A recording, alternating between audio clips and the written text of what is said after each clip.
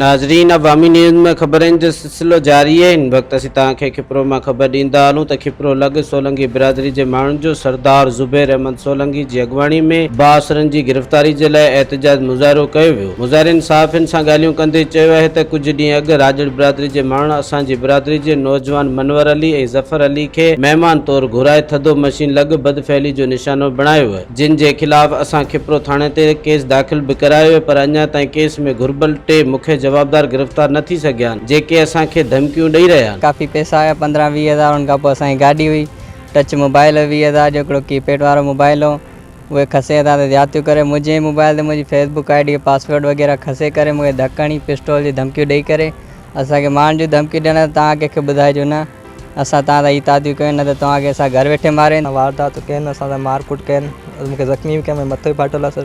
जेको असां मोबाइल बि उन्हनि वरिता आहिनि, वॉलेट बि असां उन्हनि कढिया आहिनि, कपिड़ा सॼा हुता असांजो नंगो करे वीडियो वायरल कई अथनि असांजी, हिक ॿिए मथां ज़्यादती कई अथनि असांजा। हिन सां गाॾियूं बि असांजी उन्हनि वटि आहिनि, अञा त मतिलबु को सामान असांखे कोन मिलियो आहे असांखे, जेको असां गिरफ़्तार बि न पूरा बिरादरी जे माण्हुनि असांजी सोलंकी बिरादरी जे माण्हुनि जा बदफ़ैलियूं करे उनजी वीडियोज़ ठाहे करे ऐं उहे अपडेट कयूं अथऊं सोशल मीडिया ते।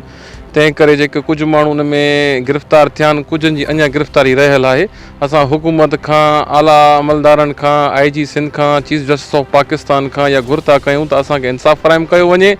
हे सोलंकी बिरादरी हिकु क़दीमी क़ौम आहे ऐं हिन क़बीले सां हमेशह हिन ॾुख सुख में हिन धरती लाइ, हिन पाकिस्तान लाइ हमेशह हिन जूं क़ुर्बानियूं रहियूं आहिनि ऐं असां सां असुल वारिस असां हिन धरती जा आहियूं ऐं असां सां एतिरियूं नाजाइज़ियूं छो पियूं थियनि।